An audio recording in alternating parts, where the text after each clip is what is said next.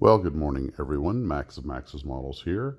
On this road build, we're looking at a 1 to 181 scale SM62 Snark by Revell. This is a repop of the original 1957 kit, which is kind of interesting that Revell was making the kit about 4 years before the Snark actually went on active service up in Presque Isle, Maine, where I actually used to be based flying a Beech 1900.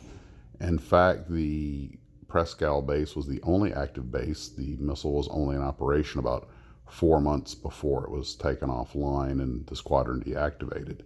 But the kit is a pretty good representation of the missile, judging by the long spike on the nose. I believe it's to be a test model, not one of the operational ones. But I really enjoyed it. We had about a 2.5 hour delay, so I snuck off into the crew room and found a quiet place and started working on it.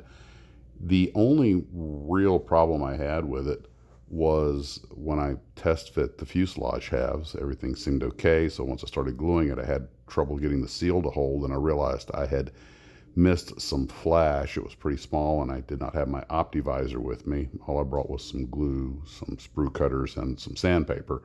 Since the kit was pretty basic, I knew I would not have a lot of time to build on this trip. But everything went together. It's a very nice representation of the kit and the launcher, the short rail launcher. I happen to know somebody that worked on the Snark program. He had lots of great stories about it.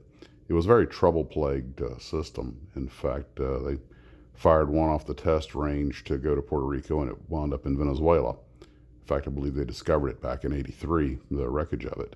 But the inertial navigation system on it was so good that they eventually used that system on a lot of U.S. submarines.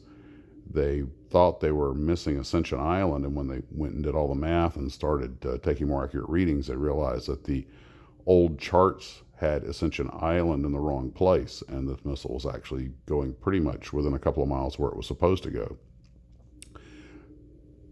Other than that, though, the kit's about as straightforward as it looks. I think I'm going to put this one in the operational squadron markings, but I might go ahead and leave the spike on it because it really looks cool. Or I may just putty in the hole and make it a little more accurate. They had a pretty basic gray paint when they were active for a whopping 4 months, but they were quickly replaced by CBMs. So that's what we have for this little road build. That's about as far as I can go with it. I really don't have the time or the tools to do any more with it. We'll see when I get it home, but it's a good little kit. If you want to make a nice shelf-sized SM62 Snark, I highly recommend it. Well, guys, you take care of yourselves. We'll see you later, and as always, model on.